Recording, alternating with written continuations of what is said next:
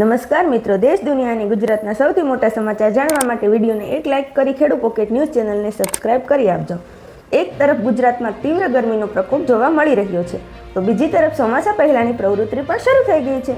હવામાન વિભાગના જણાવ્યા અનુસાર આ વર્ષે ચોમાસા પર અલ નીનોની અસર થશે, જેના કારણે ઓછો વરસાદ પડવાની શક્યતા છે. જોકે 15 જૂનની આસપાસ ગુજરાતમાં ચોમાસું બેસશે અને 16 જૂનથી રાજ્યમાં વરસાદની તીવ્રતા વધશે.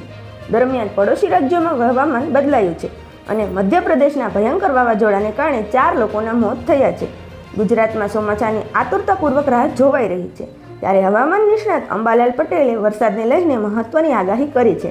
તેમના જણાવ્યા અનુસાર રાજ્યમાં આગામી 13 જૂનથી 19 જૂન દરમિયાન વિવિધ વિસ્તારોમાં છૂટાછવાયા વરસાદની શક્યતા રહેશે. આ સમયગાળા દરમિયાન દક્ષિણ ગુજરાત, સૌરાષ્ટ્ર, ઉત્તર ગુજરાત અને મધ્ય ગુજરાતના કેટલાક ભાગોમાં ભારે પવન સાથે વરસાદ પડી શકે છે. અમેરિકાના પૂર્વ રાષ્ટ્રપતિ ડોનાલ્ડ ટ્રમ્પે એકવાર આંતરરાષ્ટ્રીય રાજકારણમાં ગરમાવો લાવી દીધો છે.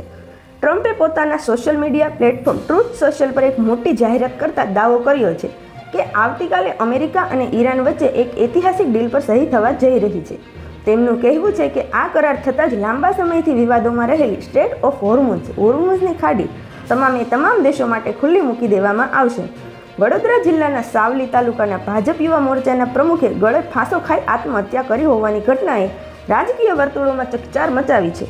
આત્મહત્યાની પાછળ તાજેતરમાં યોજાયેલી તાલુકા પંચાયતની ચૂંટણીનો કકળાટ જવાબદાર હોવાનું સામે આવ્યું છે.